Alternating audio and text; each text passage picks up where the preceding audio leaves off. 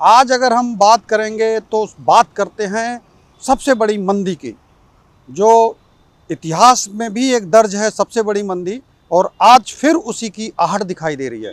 तो इस मंदी के पीछे नुकसान सबसे ज़्यादा किसका होता है अगर देखें तो व्यापारी वर्ग का होता है, और व्यापारी वर्ग में किसका नुकसान होता है इस पर भी हम चर्चा करेंगे।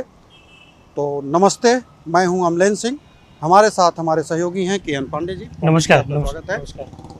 बात करते हैं मंदी की, तो मंदी जब भी आती है सबसे ज़्यादा असर बैंकों पे पड़ता है, क्योंकि आर्थिक जो एक स्थिति होती है बैंक से ही शुरू होती है, और बैंक की शुरुआत जो होती है वो देश के जो आर्थिक स्थिति पे टिका होता है, चाहे वो शेयर मार्केट से लेकर के कोई भी ऑयल, कोई भी चीज़ हो, कोई भी सेक्टर हो, सबका जो चलन बैंक के थ्रू ही होता है। पांडे सर, है ना जी, एकदम सही कह रहे हैं। और सुनने में आ रहा है कि टोटल मंदी जो आई थी सर, वो अगर देखा जाए तो मंदी, हम तो शायद उस समय पैदा भी नहीं हुए थे, हो सकता है आपको भी कागजों के थ्रू ही जानकारी मिली हो। जी जी महामंदी जिसे हम कहते हैं वो 1929 में अमेरिका में आई थी जी, और 10 साल तक शायद वो हावी थी। जी, ये महामंदी जो थी वो 29 अक्टूबर 1929 में आई थी, और 96 बाद ऐसी स्थिति फिर पैदा हुई है जब ट्रंप ने अपना टैरिफ लॉन्च किया है।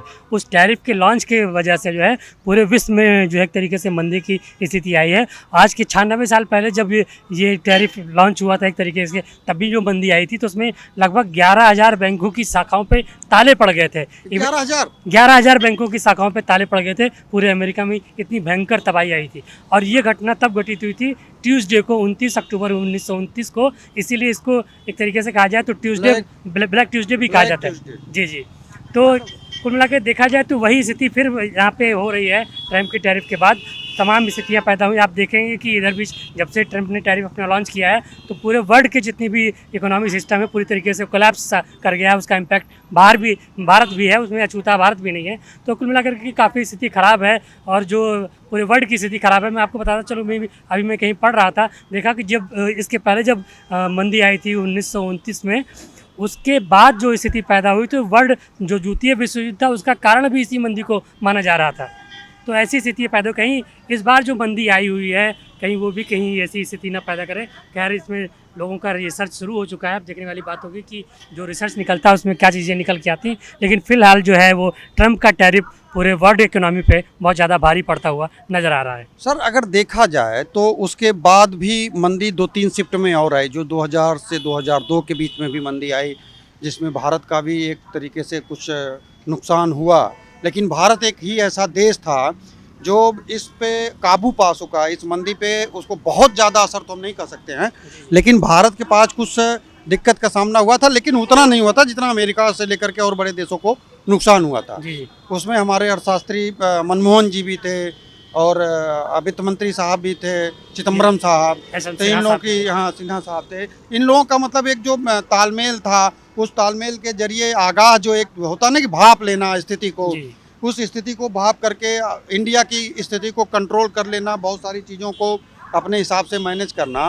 तो उस दौर को अगर याद किया जाए तो वो दौर जो था, उस दौर को लेकर के, और जो अब इस समय जो वो तो दौर हम लोग देखे हैं, बहुत लोगों की नौकरियां भी गई थी उसमें, बहुत क्रॉस कटिंग भी किए गए थे।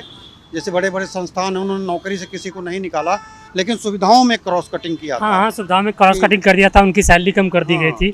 तो ताकि ये था कि मतलब एक स्थिति को कंट्रोल किया जा सकते, सब लोग उससे सहमत भी थे। जी जी। तो क्या वो डर अभी भी समा रहा है लोगों के अंदर? जी, जिस तरीके का अभी तक जो एक तरीके से वर्ल्ड इकोनॉमी जो अभी रुझान एक तरीके से दिखा रही है, हम एक तरीके से रुझान की बात कर सकते हैं, तो जो रुझान दिखा रही कमोबेश ऐसी ही स्थितियां पैदा हो रही हैं जो 96 साल पहले 29 अक्टूबर 1929 में पैदा हुई थी। इसलिए लोगों में डर का माहौल है। लोगों को लगता है कि अगर उसी तरीके की स्थिति पैदा होगी तो शायद हम लोग भी जो है, तमाम लोगों की, तमाम संस्थानों के लोगों के जो है नौकरियां जाएंगी। पूरे विश्व में जो है आर्थिक मंदी का वही स्थिति पैदा होगी, लोगों की नौकरी जाएगी, लोगों को सड़कों पे आना पड़ेगा, लोगों के रोज़गार चले जाएंगे, लोगों की आर्थिक स्थिति ख़राब होगी, लोगों की जो जमा पूंजी है वो भी चली जाएगी। तो कुल मिलाकर के जो अगर ऐसी स्थिति पैदा होती है तो जाहिर सी बात है बहुत ख़राब स्थिति पैदा होने वाली है। जाहिर सी बात है इसको लेकर के हालांकि जो तमाम वर्ल्ड क्लास के इकोनॉमिस्ट हैं इस पर ज़रूर कुछ ना कुछ शोध कर रहे होंगे कि आखिर इसको कैसे ओवरकम किया जाए। अब देखने वाली बात होगी कि जो ट्रंप का टैरिफ हो,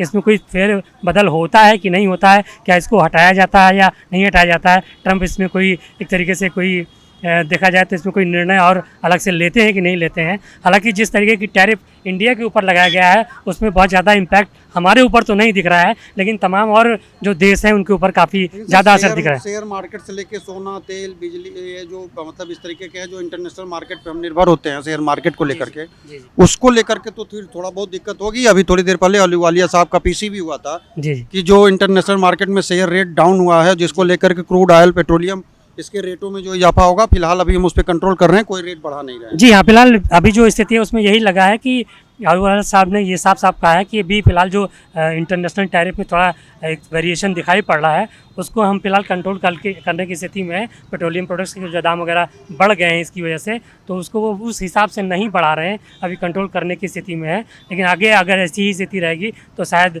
भारत पे भी इसका बहुत गहरा इम्पैक्ट दिखाई पड़ेगा, जो शायद हम लोगों के लिए बहुत अच्छा नहीं होगा।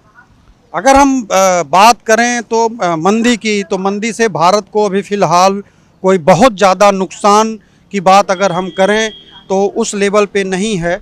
लेकिन क्योंकि हम उस लेवल की बात इसलिए नहीं कर सकते जिस लेवल पे अमेरिका पे मंदी है, क्योंकि कुछ ऐसी चीज़ें हैं, कुछ ऐसी वस्तुएं हैं जिसका हम दैनिक जीवन में उपयोग करते हैं, तो अभी तत्काल रूप से हमारे ऊपर कोई असर नहीं है। आगे आने वाले समय मतलब 2, 4, 5 दिन बाद क्रूड ऑयल का रेट कहाँ जाता है, किस लेवल पे जाता है, भारत उसको कितना बैकअप रखता है, कितने लेवल पे उसको सब्सिडी के रूप में दे सकता है, ये सोचने की बात है और आगे वॉच करने की बात है। जैसा भी अपडेट होगा हम देंगे। लेकिन 11,000 जो बैंकों की बात होती है बंद होने की, वो विगत 4 साल में जो अमेरिका का एक रिकॉर्ड रहा है, वो 4 साल क्या मतलब आने वाले 4 साल और पीछे जो मान के चलें 29 से लेकर के अभी तक की जो मंदियों का दौर चला है, इस दौर को लेकर के अगर देखा जाए तो सबसे ज़्यादा जो बैंक की शाखाएं बंद हुई वो अमेरिका में 11,000 काउंटिंग संख्या जो है वो शो हो रही हैं। इसका मतलब आप समझ सकते हैं कि अगर 11,000 बैंक की शाखाओं प्रभावित होती हैं शाखाएं, तो उस बैंक में कम से कम एक बैंक में 20 से 25 कर्मचारी काम करते हैं, चाहे वो 4th ग्रेड से लेकर के टॉप लेवल तक के हों, उनको भी असर पड़ता है। तो ये जो व्यवहारिकता है वो नुकसान तो कहीं ना कहीं बैंक एक आंकड़ों में दिखावे के लिए है, लेकिन सबके ऊपर पड़ेगा, चाहे वो महंगाई का मार हो, चाहे पेट्रोल के रूप में हो, चाहे डीजल के रूप में हो, चाहे खाद्य पदार्थ के रूप में हो। अमेरिका में हो तो अमेरिका को भी झेलना पड़ेगा, भारत में होगा तो भारत जैसे कई बार 2002 में कंट्रोल करने की कोशिश की थी तो उसने कंट्रोल किया, लेकिन कुछ कमियां तो अपने आप के ऊपर भी झेलने पड़ेंगे, चाहे वो बैंक से लेकर के, चाहे वो आपकी नौकरी पे सैलरी से लेकर के। पेट्रोल का रेट बढ़ेगा तो सबको झेलना पड़ेगा, नहीं बढ़ेगा तो राहत है। लेकिन नौकरियों से लेकर के और कई ऐसी वस्तुएं हैं जिस पर रेट ऊपर नीचे होगा, वो आने वाला 2-4 दिन के बाद का जो समय है वो डिपेंड होगा कि भारत पे किस तरह का असर पड़ रहा है, भारत कितना कंट्रोल करता है। अभी के लिए इतना ही, हम दोनों को इजाज़त दीजिए। नमस्कार।